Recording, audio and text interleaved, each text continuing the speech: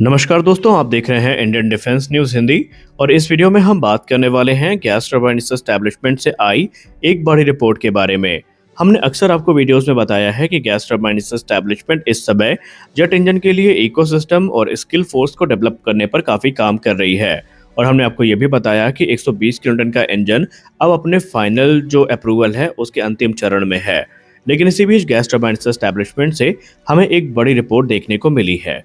Gas turbine establishment, जिसको हम GTRE के नाम से जानते हैं, वो अपने 120 किलोटन थ्रस्ट क्लास वाले जो टर्बोफैन इंजन है उसके विकास कार्यक्रम के लिए जो मल्टीफेज रिक्रूटमेंट ड्राइव है ये शुरू करने जा रही है।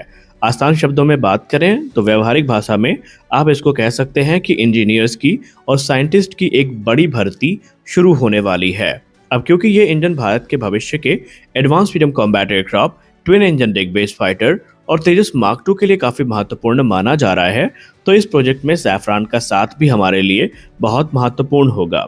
अब ये इंजन हमारे 5th जनरेशन फाइटर्स को पावर करेगा, जहां पर हमारे विदेशी इंजन पर निर्भरता कम होगी और हम स्वदेशी जो कैपेबिलिटी है उसको विकसित कर पाएंगे।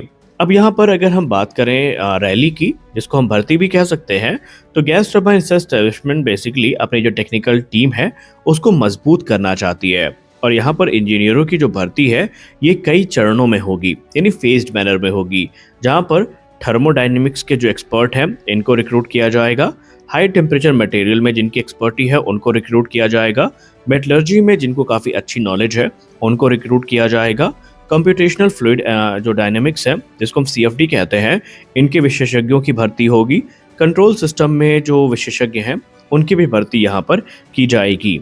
यानी आप एक बात समझ सकते हैं कि ये सिर्फ एक इंजन प्रोजेक्ट नहीं है, बल्कि लंबी अवधि की राष्ट्रीय क्षमता निर्माण योजना है, जहां पर हम इंडिजिनस कैपेबिलिटी को विकसित कर रहे हैं। यहाँ पर कावेरी इंजन की भूमिका को भी काफी सराहा जा रहा है, क्योंकि कावेरी इंजन प्रोग्राम में हमें तकनीकी और फंडिंग की चुनौतियों से जूझना जरूर पड़ा, लेकिन हमने बहुत कुछ सीखा। उस अनुभव से अब सिस्टम इंटीग्रेशन, टेस्टिंग और मटेरियल साइंस में सुधार किया गया है, और अब ज़्यादा modern design tools, simulation technology का इस्तेमाल आने वाले भविष्य में 120 किलोटन के इंजन के लिए भारत की तरफ से किया जाएगा। बड़ी बात यह है कि यहाँ पर हमें सैफरान का भरपूर साथ मिल रहा है। सैफरान के साथ टेक्नोलॉजी ट्रांसफर और जॉइंट डेवलपमेंट की जो बात है, इसके हमें रिजल्ट भी देखने को मिलने लगे हैं। इससे भारत को high and core engine technology मिलेगी, और इससे एक सबसे बड़ी चीज़ जो होगी कि हम जो कोर का डिज़ाइन करेंगे उससे हमारा जो यूथ है उसमें इस प्रकार की एडवांस टेक्नोलॉजी का एक्सपोजर मिलेगा। और एक्सपर्ट मानते हैं कि भविष्य में जो हमारे प्रोग्राम होंगे उनमें ये सारा अनुभव हमारे बहुत काम का होगा।